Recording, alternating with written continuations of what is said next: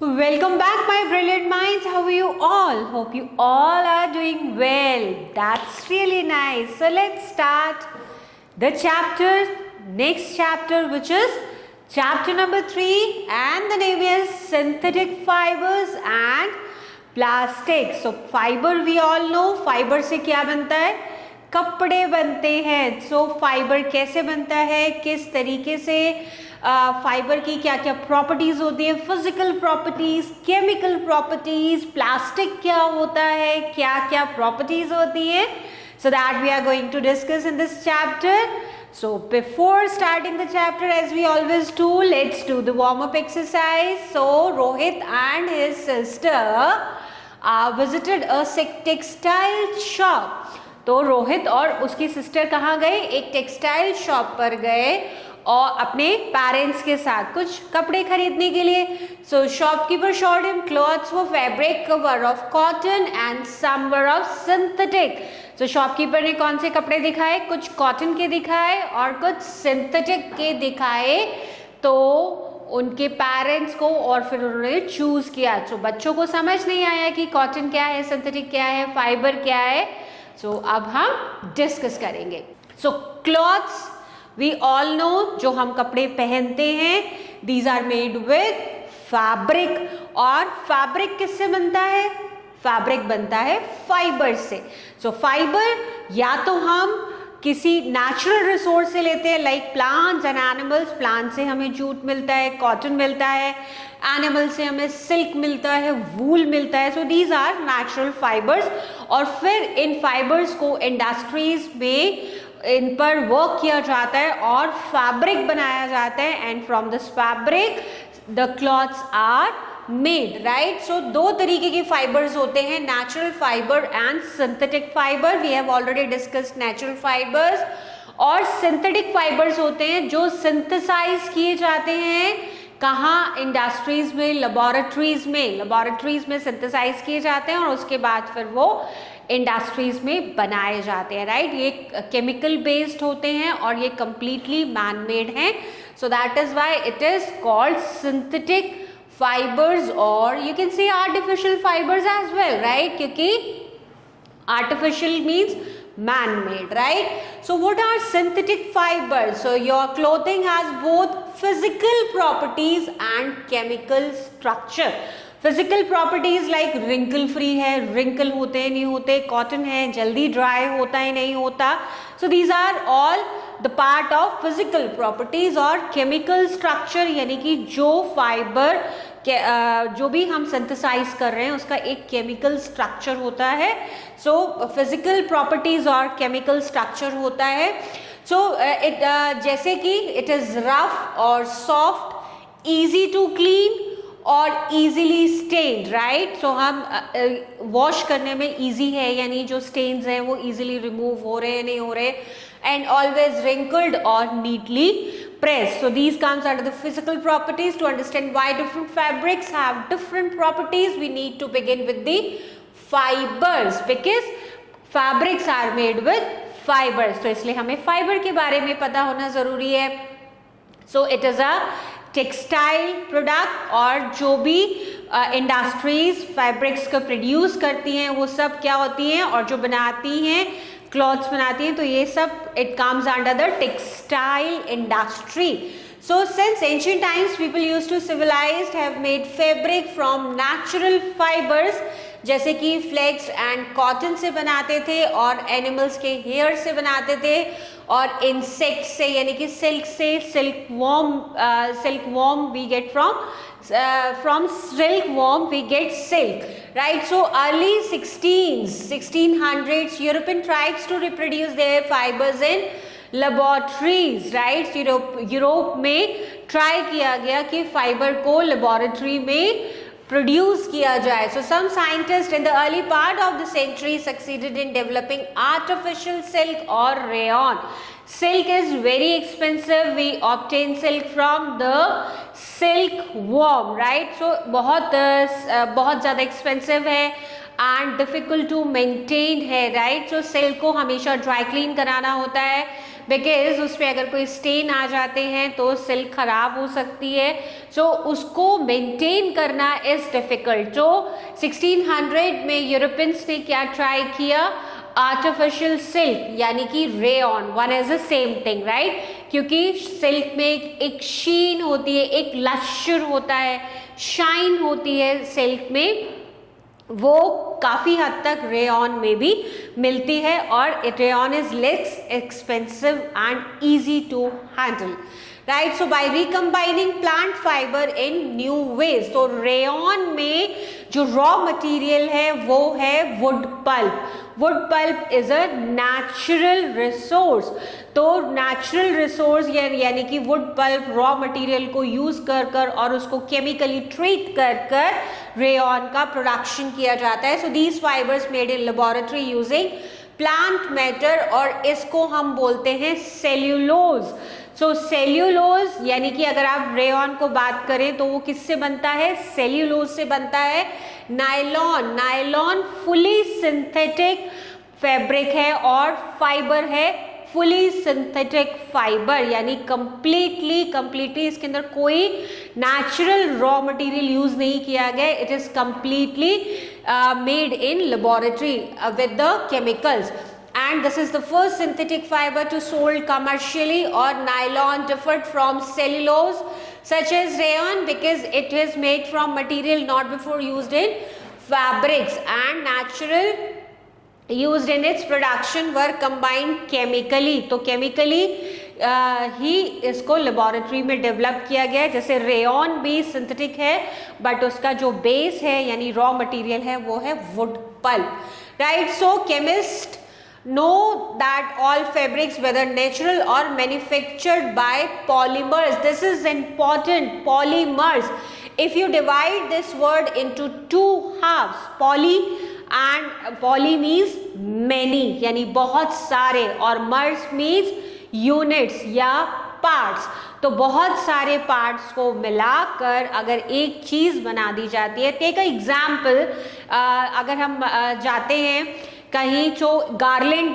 यानी माला, जो हम फ्लावर्स की जो माला होती है गार्लेंड, तो हम उसको अगर हम देखें तो उसमें बहुत सारे फ्लावर्स को क्या किया जाता है, उसमें थ्रेड में पिरोया जाता है और फिर एक गार्लेंड बनाई जाती है। तो एक सिंगल फ्लावर इज अ मर यानी यूनिट। लेट्स से एक गार्लेंड में 50 फ्लावर्स यूज करे गए हैं तो 50 मर्स यानी 50 यूनिट्स, और इन 50 यूनिट्स को कंबाइन करके एक गार्लेंड बनाई गई है। So this garland is called polymer. Hope I am clear right. So और लॉन्ग चेन्स ऑफ मैटर यानी बहुत सारी यूनिट्स को कंबाइन कर दिया जाता है and then we call it polymer, और इस प्रोसेस को बोलते हैं पॉलीमराइजेशन। सो बहुत सारे थ्रेड्स को कंबाइन किया जाता है यानी बहुत सारी यूनिट्स को कंबाइन किया जाता है और फिर फैब्रिक बनाया जाता है, and this is called polymerisation right. So labs पे सिंथेटिक फाइबर की बात कर रहे हैं हम, यहाँ पर नेचुरल फाइबर की बात हम नहीं करेंगे because that you have studied in the class 7। So polymerisation जो कि सिंथेटिक फाइबर है तो उसमें डिफरेंट यूनिट्स को कंबाइन करके पॉलीमराइजेशन कराया जाता है एंड फैब्रिक को सिंथेसाइज किया जाता है राइट। तो इसमें ये मॉलिक्यूल्स को ज्वाइन किया जाता है आपस में और एक लेंथ ऑफ चेन राइट। जो वो जो लेंथ ऑफ चेन यानी कि 50 फ्लावर्स जो हमने ऐड किए थे तो वो in length 50 flowers, so this is called a chain and this is called the degree of polymerisation. That was the example that I have given to you right. तो इसी तरीके से सिमिलरली पॉलीमराइजेशन होता है और इस पॉलीमर्स की chain को डिग्री ऑफ पॉलीमराइजेशन बोला जाता है। So cotton is a simple polymer composed of long chains of glucose. So जो कॉटन है, कॉटन नेचुरल फाइबर है, सो कॉटन किससे बना, कॉटन बना ग्लूकोज से, ग्लूकोज के पॉलीमर्स से बना विच इज शुगर, और फिर जैसे 10,000 ग्रेटर देन 10,000 मॉलिक्यूल्स को ऐड किया जाता है और फिर ग्लूकोज फॉर्म होता है and combine to form cellulose right. In contrast, the manufactured cellulose fiber rayon has the lower degree of polymerization with about 350 glucose molecules. क्योंकि रेयन है उसको उसका रॉ मटेरियल जो है वुड पल्प है, बट उसको केमिकली ट्रीट किया जाता है, उसमें कुछ कुछ केमिकल्स ऐड किए जाते हैं एंड देन रेयन बनता है. इसलिए उसकी जो कॉस्ट है, बिकॉज ये केमिकली ट्रीटेड है, तो इसकी कॉस्ट जो है वो कम है. नेचुरल फाइबर यानी कॉटन की जो कॉस्ट आती है 100% कॉटन अगर आप मार्केट में ले तो वो महंगा होता है कंपैरेटिवली मिक्स्ड कॉटन के, पॉली कॉटन के. पॉली कॉटन यानी पॉलिएस्टर्स और कॉटन अगर मिक्स कर दिए जाते हैं तो पॉली कॉटन होता है, तो उसकी कॉस्ट कम होती है. So rayon has a lower degree of polymerisation क्योंकि कॉटन में कितने मॉलिक्यूल्स, मोर देन 10,000 ग्लूकोज के मॉलिक्यूल्स जो है उनको सिंथेसाइज किया. और अगर हम बात करते हैं रेयन की तो उसमें कितना है, approximately 350 glucose molecules, right? So molecules join together and this is called copolymerization.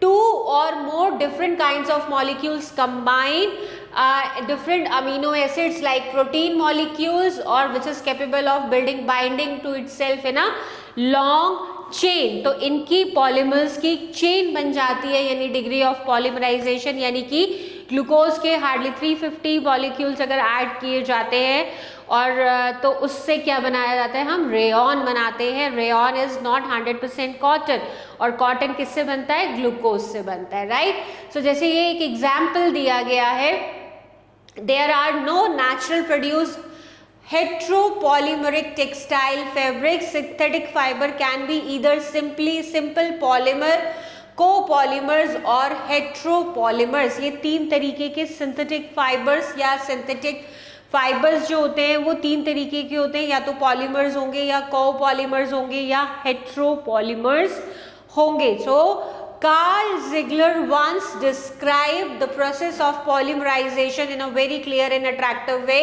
A group of dancing couples symbolize a number of molecules with double bond. दो लोग कपल जो है ये डांस कर रहे हैं, so these are two molecules जिनका आपस में बॉन्ड है. सो इस तरीके से कितने कपल है, 1 2 3 4 5 6 7 8. सो इस तरीके से इतने कपल्स हैं और जब वो डांस करते हैं और डांस करते हैं आपस एक दूसरे का हैंड पकड़कर, तो वो एक बॉन्ड बनता है. एंड जस्ट इमेजिन कि ये सारे कपल एक रो में आ गए हैं with holding their hand with each other. तो इसको बोलते हैं चेन और डिग्री ऑफ पॉलीमराइजेशन, राइट. सो एक चेन फॉर्म हो गया और इसी को हम बोलेंगे polymerisation, right. Next is types of synthetic fibres. Synthetic fibre कितने तरीके के होते हैं.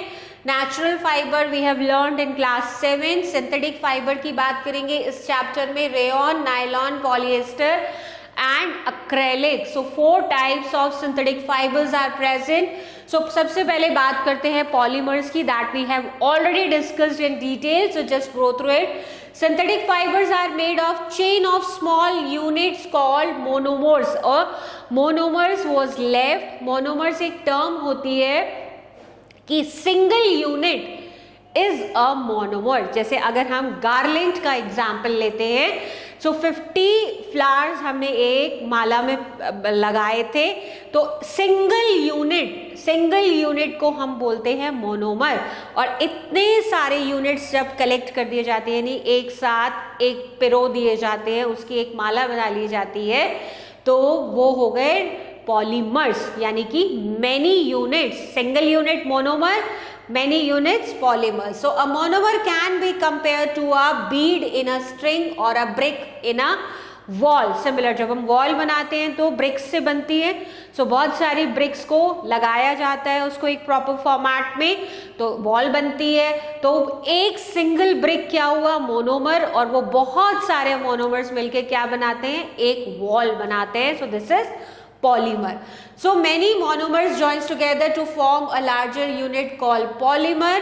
अब बात करते हैं रेयन फैब्रिक की. रेयन का base I have already discuss कि वुड पल्प होता है, रॉ मटेरियल होता है, और इसको हम क्या बोलते हैं, इसको हम आर्टिफिशियल सिल्क भी बोलते हैं। और ये किससे बनता है? Naturally occurring cellulose means wood pulp से, right. So it is not a natural fabric because cellulose required extensive processing to become rayon, right. उसको केमिकली ट्रीट किया जाता है, उसमें केमिकल्स ऐड होते हैं, जो भी इसको ट्रीट करने का प्रोसेस है तो केमिकली ट्रीट किया जाता है, then rayon is made. So rayon is usually classified as manufactured fibre and considered as regenerated cellulose। Regenerated यानी केमिकली ट्रीट करके सेल्यूलोज के साथ और केमिकल्स ऐड करके उसको रीजेनरेट किया गया है, right. So rayon is the oldest manufactured fibre. So 1600 में यूरोपियंस ने स्टार्ट किया था लेबोरेटरीज में रेयॉन यानी सिंथेटिक फाइबर को वर्क स्टार्ट किया था। तो ये सबसे पुराना मैन्युफैक्चर्ड लैब में मैन्युफैक्चर्ड फाइबर है in production since the 1880s in France, so where it was originally developed as cheap alternative of silk. क्योंकि silk is expensive, rayon is not expensive, comparatively cheap होता है, easy to maintain होता है क्योंकि silk को maintain करना बहुत मुश्किल होता है और सिल्क में कलर वैरायटी थोड़ा रिस्ट्रिक्ट हो जाती है कंपैरेटिवली रेयॉन के। सो रेयॉन को डिफरेंट डाइज में कलर किया जा सकता है। Now rayon is used as a variety of textile applications, textile industry that I have already explained, including shirts and skirts are appears in both woven and knitted form, right। woven form और knitted form में ये हमें मिलता है, fabric बनता है, इससे फिर हम फैब्रिक से क्या बनाते हैं? कपड़े बनाते हैं, स्टिच कराते हैं। So the fabric has gained an unfair reputation because it is frequently used in cheaply constructed garments that do not stand up to heavy wear। Normal wear के लिए हम लोग रेयॉन से काम चला सकते हैं, बट अगर कोई हेवी वेयर है, हेवी वेयर में फिर we have to use silk for sheen, क्योंकि इसमें लश्यर होता है, इस कपड़े में शाइनिंग होती है, लेकिन रेयॉन में इतनी नहीं होती है। However, rayon is an excellent nicely draping alternative of silk and it is frequently used in evening gowns and other flowing garments। Rayon is mixed with cotton to make bed sheets। Rayon के साथ अगर cotton mix कर दिया जाएगा तो हम bedsheets बना सकते हैं। रेयॉन के साथ अगर हम सिल्क मिला देंगे तो क्या बन जाएगा? कारपेट्स बना सकते हैं, राइट। तो सिल्की टच देने के लिए फिर हम इसमें सिल्क ऐड करते हैं, तो क्या होता है कि ये मिक्स होता है। This is not 100% one kind of a fibre. तो इसके अंदर कॉस्ट को कम करने के लिए कॉटन ऐड कर दिया जाता है तो बेडशीट बन जाती है, सिल्क ऐड कर दिया जाता है तो कारपेट्स बन जाते हैं। Next fibre is nylon. Nylon is 100% synthetic fibre that I have already told you, और सबसे इंपॉर्टेंट है ये पेट्रोलियम प्रोडक्ट से ऑब्टेन किया जाता है। पेट्रोलियम प्रोडक्ट जो क्रूड ऑयल होता है, जो वो that you already know, coal and petroleum में भी हम आपका जो चैप्टर होगा इस बुक में we will discuss about more about this, लेकिन पेट्रोलियम प्रोडक्ट से बनाया जाता है। सो नायलॉन बना था इन 1930। किसने बनाया था? एक अमेरिकन साइंटिस्ट थे जिनका नाम वॉलेस एच कैरोथ्रस था। It was developed in 1930s as an alternative of silk। Silk का alternate बनाया गया था। Although it is quickly became unavailable in civilian consumers because it was used extensively during World War II।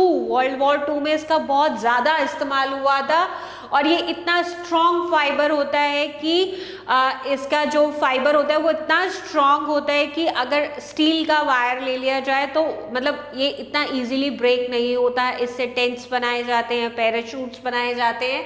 So nylon is valued for its light weight, बहुत हल्का होता है weight में, incredible tensile strength, durability and resistance to damage, बहुत जल्दी damage नहीं होता, इस वजह से ड्यूरेबिलिटी ज़्यादा होती है, लाइट वेट होता है and also take dye easily, बहुत अच्छे से, बहुत आराम से कलर किया जा सकता है, डाई किया जा सकता है। So making the fabric available in wide array of colours for consumer. So we use many articles, क्या क्या नायलॉन से जो बनते हैं, सॉक्स लेते हैं, रोप्स बनाई जाती हैं, रस्सियाँ, इतनी स्ट्रॉन्ग रोप्स बनती हैं नायलॉन की कि उससे माउंटेन क्लाइंबिंग भी की जा सकती है। सो टेंट्स बनते हैं, टूथ ब्रशेस के जो ब्रिसल्स होते हैं are made with nylon. Car seat belt, seat की कार पे जो हम सीट बेल्ट होती हैं वो भी नायलॉन की बनी होती हैं। Sleeping bags, curtains etcetera. So nylon is also use for making parachutes and ropes for rock climbing. तो ये स्टील वायर से भी ज़्यादा स्ट्रॉन्ग होते हैं। अगर आप स्टील का वायर लो और नायलॉन का वायर या एक रोप लो तो नायलॉन ज़्यादा स्ट्रॉन्ग है कंपैरेटिवली स्टील के, right. Next fiber is polyester. So polyester is another synthetic fiber. It is manufactured product made from synthesized polymers. Polymers को synthesize यानी chemically treatment देकर इसको बनाया जाता है. It tends to be very resistant, quick drying, जल्दी से सूख जाता है, resistant to biological damage such as molds and mildew और easy to wash है, not able to hold forms well. So बहुत जल्दी सूख जाता है, waterproof भी होते हैं, पानी अंदर नहीं आता है और damages यानी जो microbiological यानी कि फंगस लग जाती है और मोल्ड्स ग्रो कर जाते हैं तो उनसे भी रेजिस्टेंट है. So polyester is however highly flammable यानी बहुत जल्दी फायर को कैच कर लेता है. So care should be taken when using it. Most synthetic fibres are subject to flammability by nature because they are made from polymers, क्योंकि chemically treat कर कर बनाए गए हैं. तो जब हम पॉलिएस्टर्स यूज करते हैं तो हमें बहुत ज़्यादा टेक केयर करने की ज़रूरत होती है. इसीलिए रेकमेंड किया जाता है किचन में कुकिंग करते टाइम सिंथेटिक फाइबर से बने हुए कपड़े नहीं पहनने चाहिए because they easily catch fire. और फायर जब ये जल जाते हैं, जलने लगते हैं तो ये मेल्ट होना स्टार्ट हो जाते हैं and it stick with your skin और जो ज़्यादा बर्न करते हैं, ज़्यादा डैमेज करते हैं. So polyester is not just a textile, it is made from polyethylene terephthalate. क्या है? पेट. इसका शॉर्ट फॉर्म है पेट. इसका मतलब होता है पॉलीइथाइलीन टेराफाइथाइलेट. इसका फुल फॉर्म है पेट का, जिससे हम बेसिकली प्लास्टिक भी बोलते हैं. The same material is used to make plastic drink bottles. तो जिसमें पानी भरते हैं वो भी पेट से ही बनी होती है. सिमिलरली पॉलिएस्टर भी पेट से बना होता है. Many drink bottles are recycled using reheated. So इन बॉटल्स को क्या करते हैं? रिसाइकल करते हैं. क्या करते हैं? इस प्लास्टिक को रीहीट किया जाता है, मेल्ट किया जाता है और फिर से नई शेप दी जाती है and turn into polyester fibres. इसी बॉटल को अगर आप रिसाइकल करें, इसको हीट करके मेल्ट करें और फिर इस तरीके के पॉलिएस्टर की आर्टिकल्स बनाते हैं. So polyester is mixed with other fiber to produce blended fabrics. Blended fabrics मतलब जैसे as I already told you 100% cotton means 100% natural fibre. तो 100% नेचुरल फाइबर होगा लाइक वूल होगा, सिल्क होगा, जूट होगा. तो ये सब क्या होंगे? एक्सपेंसिव होंगे. बट इसकी कॉस्ट को कम करने के लिए इसके अंदर दूसरे फाइबर्स को मिक्स किया जाता है. इसको बोलता है blended fabric, right. Like terrycot. सो टेरेलिन और कॉटन को मिलाया जाता है. इसके अलावा पॉली कॉटन की बात होती है तो पॉलिएस्टर एंड कॉटन को मिलाया जाता है. टेरी सिल्क की बात होती है सो टेरेलिन और सिल्क को मिलाकर फैब्रिक बनाया जाता है. एंड टेरी वूल की बात करते हैं सो टेरेलिन एंड वूल को ऐड किया जाता है. So PET is a form of polyester. It is a synthetic material. It is mainly used to make bottles, utensils, films, wires and many other useful products. So plastic से बहुत सारे useful products बनते हैं. The most common and visible usage is PET jars in our kitchen. Containers जो हम kitchen में use करते हैं जिसमें हम अपनी पल्सेस रखते हैं, शुगर रखते हैं, सॉल्ट और स्पाइसेस. तो ये सब किससे बने होते हैं? पेट से बने होते हैं. Polyester is plastic invented in Britain in nearly 1940s by two gentlemen working with synthetic polymers. So synthetic polymers हैं, इस पे दो साइंटिस्ट ने वर्क किया, ब्रिटेन में बना. In the 1950s the new textile took off, becoming popular for its easy care, drape and versatility. So 1940 में इसको डेवलप करना स्टार्ट किया गया था. सो 1950 में इसको अडॉप्ट कर लिया गया और सिंथेटिक फाइबर से इसकी, क्योंकि ये इजी टू केयर है, इजी ड्रेपिंग भी बहुत इजी होती है और वर्सिटैलिटी की वजह से इसको फैब्रिक में, यानी इन फाइबर्स को फैब्रिक में कन्वर्ट किया गया. So now we have a do you know fact. So all the synthetic fibers are prepared by a number of processes using raw materials of petroleum origin called petrochemicals, right? So petroleum products जो होते हैं वो petroleum products को हम बोलते हैं petrochemicals. तो इनके अंदर बहुत सारे chemical treatment, as I already told you, chemically treated होते हैं, यानी लेबोरेटरीज में इनको ट्रीट किया जाता है, बनाया जाता है, बहुत सारे केमिकल प्रोसेसेस इन्वॉल्व होते हैं और इन प्रोडक्ट्स को हम क्या बोलते हैं, petrochemicals.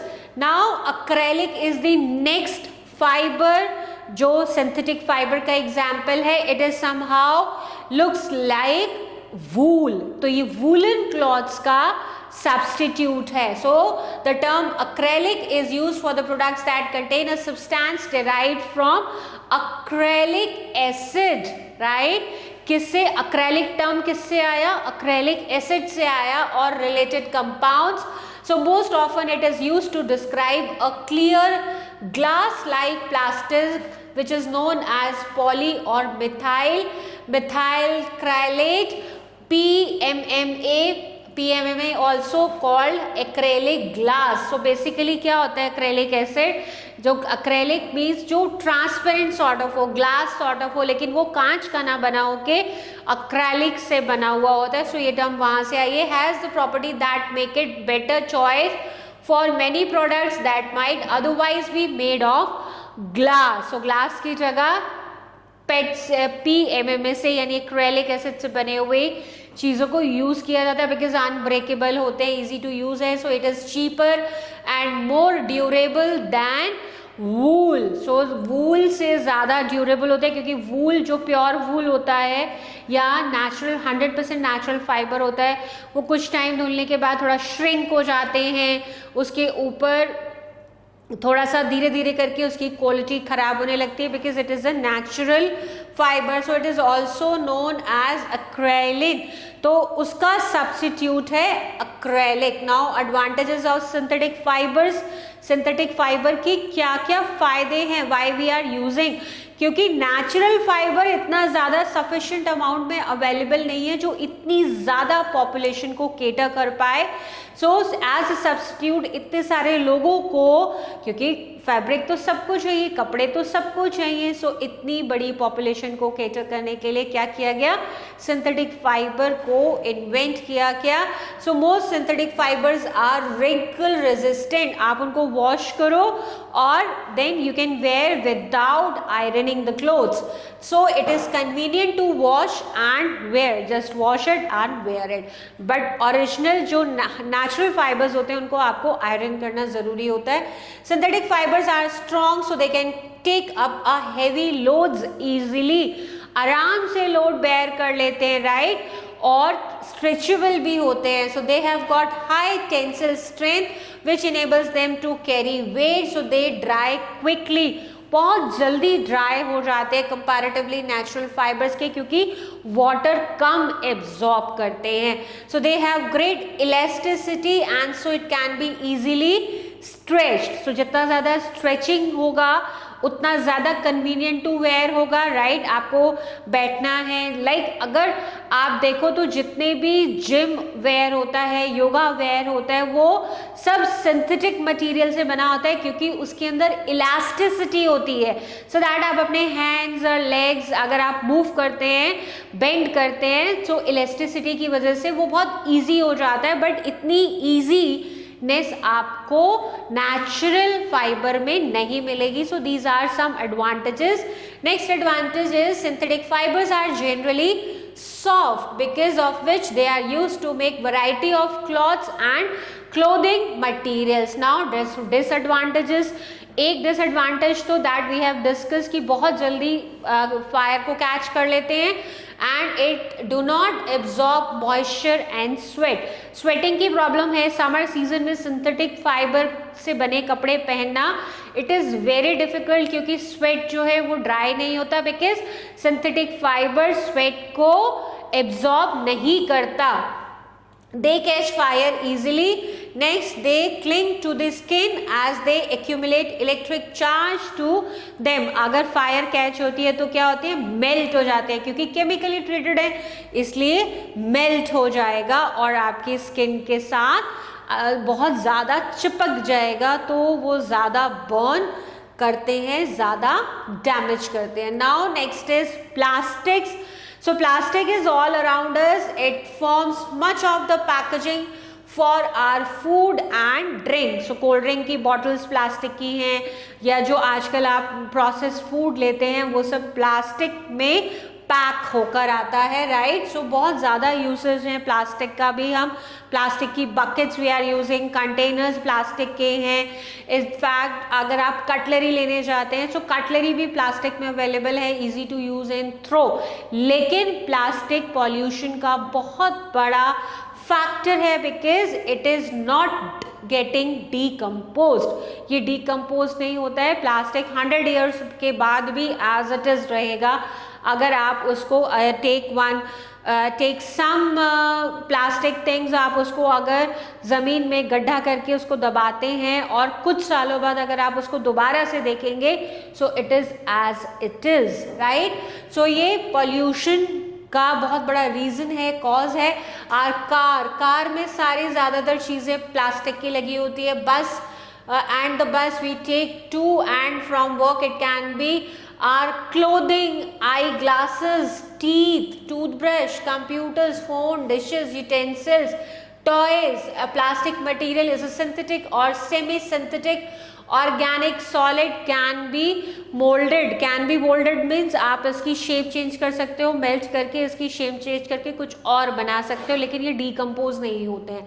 So plastic is versatile, light weight, flexible, moisture resistant, durable, strong and relatively inexpensive. अगर आप किसी मेटल की कोई कंटेनर लेने जाएं, लेट्स से स्टील का लेने जाएं, तो वो बहुत महंगा मिलेगा कंपैरेटिवली. आप प्लास्टिक के containers if you are purchasing from market it is less expensive. दूसरा ड्यूरेबल भी होता है, राइट, और मॉइस्चर रेजिस्टेंट भी होते हैं. सो इतनी सारी एडवांटेजेस हैं but the only disadvantage is कि डीकम्पोज नहीं होते हैं. जितना ज़्यादा प्लास्टिक बनता जाएगा उतना ज़्यादा एनवायरनमेंट के लिए हार्मफुल है.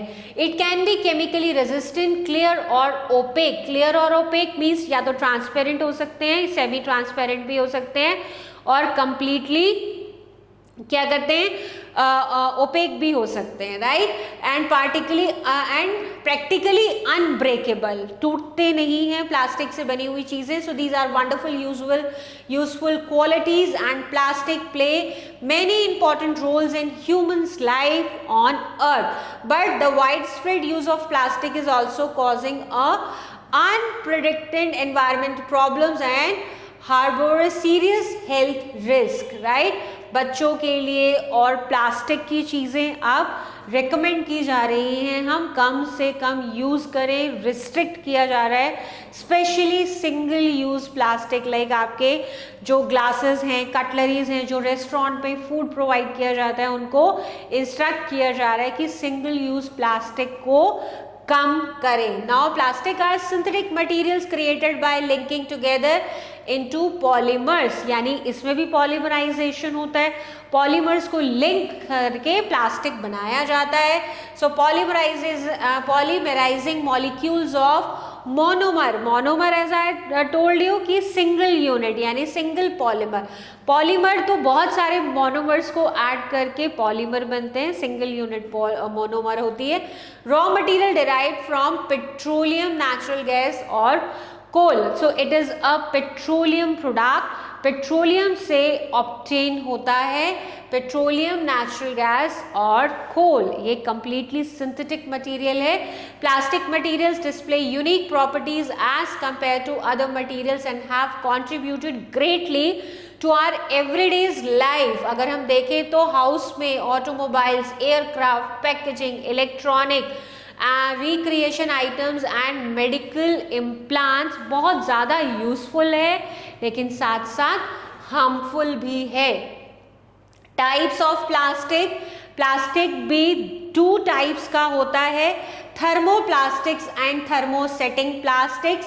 सो थर्मोप्लास्टिक जो होता है वो डिफॉर्म हो जाता है, डिफॉर्म यानी बहुत आराम से हम उसको डिफॉर्म कर सकते हैं और डिफरेंट शेप्स में उसको मोल्ड किया जा सकता है। सो डिफॉर्म हो जाता है, जैसे कि पॉलिथीन, पॉलिथीन जो हम मार्केट से लेते हैं, we go to buy vegetables and fruits, लेकिन अब ये रिकमेंड किया जा रहा है that we should go for paper bag और जूट बैग्स जो ड्यूरेबल भी होते हैं और प्लास्टिक के यूज़ को हम कम करने में हेल्प करेंगे। सो अगर मार्केट से हम वेजिटेबल्स परचेज करते हैं, फ्रूट्स परचेज करते हैं, सो बहुत बार वेंडर्स क्या करते हैं, हमें पॉलिथीन में सामान दे देते हैं। So polythene and PVC are some examples of thermoplastics, यानी कि इनको कलेक्ट किया जाता है, दोबारा से मेल्ट करके फिर से कुछ और बनाया जा सकता है। So these are used for manufacturing toys, combs यानी कंघी and various types of containers. तो थर्मोप्लास्टिक्स एंड थर्मोसेटिंग प्लास्टिक्स। तो थर्मोसेटिंग प्लास्टिक होता है जो मोल्ड नहीं होता है, एक बार बन गया तो बन गया। So on the other hand there are some plastics that when molded once cannot be softened by heating, इनको बोलते हैं thermosetting plastics। और इसके एग्जाम्पल्स हैं bakelite and melamine. So melamine के पहले डिनर सेट, ऑल्दो अभी भी मार्केट में हैं मेलामाइन के सेट्स, इनसे बने हुए यूटेंसिल्स, लेकिन अब बहुत कम इसको रिस्ट्रिक्ट किया जा रहा है, बट बेकेलाइट अभी भी यूज़ होता है। जैसे कि यूटेंसिल्स जो हम किचन में यूज़ करते हैं, उनके जो हैंडल्स होते हैं वो बेकेलाइट के बनाए जाते हैं, क्योंकि ये गर्म नहीं होते हैं और अगर गर्म नहीं होंगे तो ये मोल्ड नहीं होंगे, right. So Bakelite is poor conductor of electricity and does not allow electric current to pass through it. So इसलिए जितने भी सॉकेट्स होते हैं, इलेक्ट्रिक प्लग, स्विचेस, वो बेकेलाइट के बनाए जाते हैं, यूटेंसिल्स के हैंडल्स बेकेलाइट के बनाए जाते हैं। Next is melamine. So melamine is kind of thermosetting plastic that has a great capacity to tolerate heat. Heat को बहुत ज़्यादा बेयर कर सकता है। गरम गरम खाना आप मेलामाइन के डिनर सेट में डालेंगे तो ये मोल्ड नहीं होगा, रादर अगर थर्मोसेटिंग के प्लास्टिक में आप गर्मा गर्म एकदम खाना डाल देंगे तो वो डिफॉर्म हो जाता है।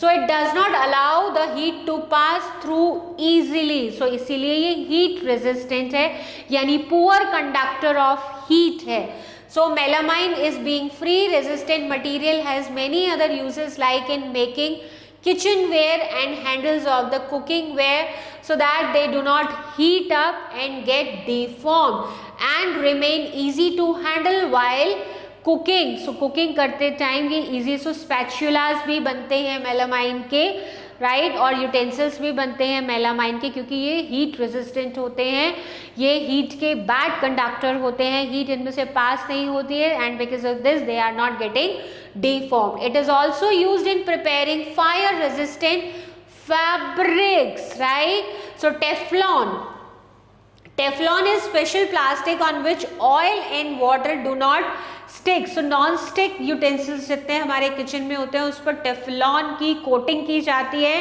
And because of the Teflon, क्योंकि इस पर ऑयल स्टिक नहीं होता है, और ऑयल स्टिक ना होने की वजह से इसको हम क्या बोलते हैं, नॉन स्टिक, यानी स्टिक नहीं होता है। और non stick utensils, normal pans पर, यूटेंसिल्स पर टेफ्लॉन की कोटिंग की जाती है, so that oil come use हो, और पानी और ऑयल कम यूज़ होने की वजह से, क्योंकि टेफ्लॉन पर पानी और ऑयल चिपकता नहीं है, स्टिक नहीं होता, सो इस वजह से टेफ्लॉन की कोटिंग हम यूटेंसिल्स पर करते हैं। सो it is used for non stick coating on cooking utensils. So next is difference between thermoplastic and thermosetting plastic. So thermoplastics में क्या होता है, इनको रीमोल्ड किया जा सकता है और इनको रीमोल्ड नहीं किया जा सकता, यानी कि रीशेप नहीं किया जा सकता. थर्मोप्लास्टिक सॉफ्ट हो जाता है और हीट करने पर डिफॉर्म हो जाता है, ये सॉफ्ट नहीं होते हैं और ना ही डिफॉर्म होते हैं.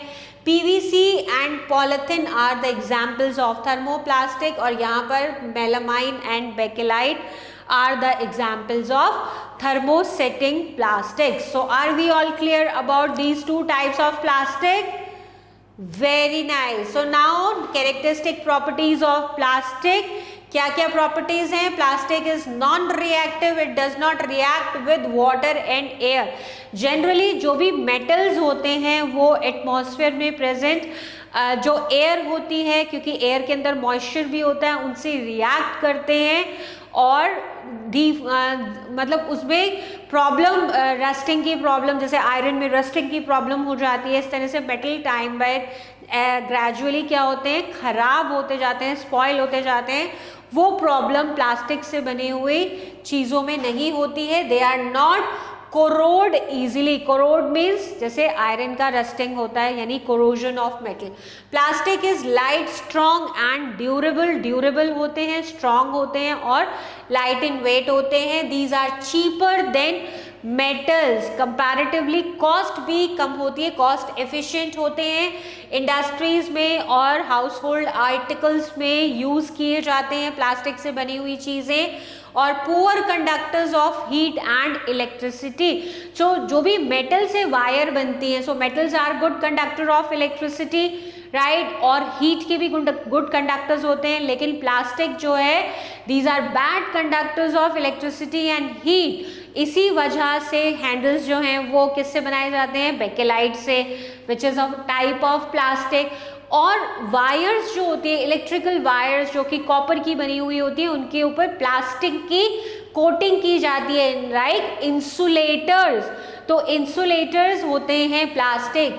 This is why electric wires have plastic covering and handles of screw drivers are also made of plastic. So जब भी हम कोई भी इलेक्ट्रिक वर्क करते हैं तो स्क्रू ड्राइवर की यूज होती है, तो उसका जो पीछे का हैंडल होता है उसको प्लास्टिक का बनाया जाता है. So plastic are non corrosive, यानी डिस्ट्रॉय नहीं होते हैं, मॉइस्चर के साथ और एयर के साथ रिएक्ट नहीं करते हैं in nature because it is non-reactive substance. It does not react with air, water, minerals and other chemicals. So in present days most of the containers, utensils and laboratory equipments are made with plastic to store food and chemicals. Metal के साथ chemical react करता है, इसलिए metal की जगह अब plastic को use किया जा रहा है. Now plastic as matter of choice. So today if we think of storing a food item like water, milk, pickle, dry fruit, etc., plastic container seems most convenient.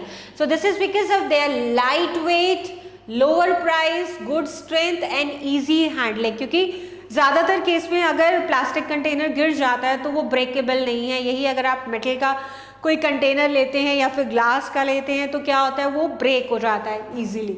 So being lighter as compare to the metal, plastics are used in cars, aircraft, spacecraft too. So the list is endless. We start counting articles like slippers, these are made with plastics, furnitures are made with plastic, decoration items. So आप जहाँ देखो वहाँ आपको plastic से बनी हुई चीज़ें मिल जाएंगी. So but plastics and the environment, so सबसे बड़ा डिसएडवांटेज इसका है कि ये डीकम्पोज नहीं होता है. So they are not biodegradable. Biodegradable यानी कि जैसे पेपर है, वुड है, वेजिटेबल्स है, कॉटन, स्ट्रॉ, फ्लेक्स, ये सब बायोडिग्रेडेबल आइटम्स हैं क्योंकि डीकम्पोजर्स इनको डीकम्पोज कर देते हैं, इनको सिंपल सब्सटेंसेस में ब्रेक डाउन कर देते हैं. लेकिन प्लास्टिक के साथ ऐसा नहीं होता है. So these are non biodegradable. Example non biodegradable plastics, non biodegradable है. मेटल्स भी नॉन बायोडिग्रेडेबल होते हैं, ceramics, forms, glasses, noble gases, ये सब नॉन बायोडिग्रेडेबल आइटम्स हैं. अब देखो बहुत ज़्यादा प्लास्टिक यूज़ करते हैं, पॉलीथीन यूज़ करते हैं और उसको हम ऐसे ही थ्रो करते हैं क्योंकि ये डीकम्पोज नहीं होते हैं। सो क्या होता है, ड्रेन्स जो हैं वो चोक हो जाती हैं। ड्रेन्स चोक होने से क्या होता है, पानी, गंदा पानी क्या होगा, वो बाहर हो जाएगा, एक जगह अक्यूमुलेट हो जाएगा और बहुत ज़्यादा बीमारियाँ होंगी, राइट। और pollution due to the burning plastic materials, इसको आप बर्न भी नहीं कर सकते हो, बहुत ज़्यादा पॉइजनस गैसेस रिलीज होती हैं। इसके अलावा ये बिन्स हैं, ये भी प्लास्टिक के मेड हैं, लेकिन 3 तरीके के, red bin, blue bin and green bin. जो ये बिन्स भी बने हुए हैं और हम इसमें अपना गार्बेज सेपरेट करके डालते हैं। जैसे लाइक जो डिग्रेडेबल, बायोडिग्रेडेबल है उसको हम ग्रीन में डालेंगे। So plastics are non biodegradable material, they take several years to decompose, hundreds of years लगते हैं, वो भी तब भी डिकम्पोज नहीं होता है। So it is not environment friendly and causes environmental pollution. Also, the burning process of plastic is quite slow. In the process of burning, it releases lots of poisonous gases into the atmosphere, causing air pollution. So avoid plastic as far as possible. और हमें ये 4 R's हमेशा याद रखने चाहिए। Reduce यानी plastic का जो यूसेस हैं वो हमें रिड्यूस करना चाहिए। रीयूज़, जो चीज़ें हम लाते हैं प्लास्टिक, उनको बार बार reuse, recycle and recover, right. So ये प्लास्टिक के लिए 4 R's हैं। Next is recycling plastic, conserve energy and natural resources. So recycling plastic reduces the amount of energy and natural resources such as water, petroleum, etc. because plastic is a petroleum product है needed to create virgin plastic. Now recycling plastic saves landfill space, right? So recycling plastic products also keep them out of landfills and allows the plastic to be reused in manufacturing new product. So इसी को क्या किया जाता है, इन्हीं plastics को melt किया जाता है और फिर कुछ और बना दिया जाता है. So recycling 1 tons of plastic save 7.4 cubic yards of landfill space. Now plastic recycling room for improvement. So overall plastic recycling is still relatively low. जितना ज़्यादा प्लास्टिक बन रहा है उसके कंपैरिजन में recycling बहुत कम हो रही है. In 2008 only about 6.8% of plastic in the municipal solid waste stream were recycled from 2.1 million tons of waste plastic. सो 2.1 मिलियन वेस्ट प्लास्टिक था, उसके कंपैरिजन में सिर्फ 6.8%, इसका सिर्फ 6.8% ही रिसाइकिल हो पाया. सो 30 tons was regenerated that year. So comparatively plastic बन ज़्यादा रहा है लेकिन उसके कंपैरिजन में रिसाइकलिंग बहुत कम हो रही है. So this is the disadvantages despite of many advantages. Now we have new words. Rayon. Rayon क्या है? It is artificial silk. इसके अंदर लश्चर होता है और लाइट वेट होता है. Rayon is a substitute of silk और we call it artificial silk. Nylon. Nylon 100% man made fabric है, यानी 100% सिंथेटिक फैब्रिक है. It is made from petroleum products such as coal, water and air. It is elastic in nature and light in weight. Elasticity ज़्यादा होती है यानी कि stretchability ज़्यादा होती है. पॉलिएस्टर क्या है? Made up of multiple units of esters. Poly and esters, इनसे बहुत सारा, poly means many, so many esters. So PET is also derived from polyester which turn in use to make containers, utensils, films, wires etcetera. Acrylic क्या है? It is a substitute of wool. It looks like wool and it is used to make sweaters and suit length. So woolen यानी winters clothes बनते हैं acrylic से और woolen का substitute है. Woolen clothes expensive होते हैं comparatively, acrylic clothes cheaper होते हैं. प्लास्टिक क्या है? Plastic can be recycled, reused, colored, melted, rolled into sheets or made into wires, right? So let's move to the points like summary. So summary में first point is depending upon the types of chemicals used for manufacturing synthetic fiber, they are classified into rayon, nylon, polyester and acrylic. इसमें इसकी हमने properties देखी, physical properties and chemical properties भी देखी. So 4 तरीके के synthetic fibre हैं. Next is synthetic fibres and plastics like natural fibre are made of very large unit called polymers, right? So polymers से ही बनते हैं. Synthetic fibers find uses ranging from many household articles like ropes, buckets, furniture, container, etc. to highly specialized uses in aircraft, ships, spacecraft, healthcare, etc. क्योंकि light weight हैं, durable हैं, तो इसलिए aircraft, spacecraft में use होते हैं. और reaction नहीं करते हैं, इसलिए हेल्थ केयर में भी यूज होते हैं. केमिकल स्टोर कर लेते हैं. The waste created by plastic is not environmental friendly. On burning plastic release poisonous gases. When dumped into the ground they may take years to degenerate. Next is plastic are of 2 types, thermoplastics and thermosetting plastics. Plastics are non-biodegradable and pollute the environment. Hence, we need to minimize their use and dispose them properly. Right, children? So, we have completed this chapter. Now, exercises are left. So, first is choose and tick the correct option.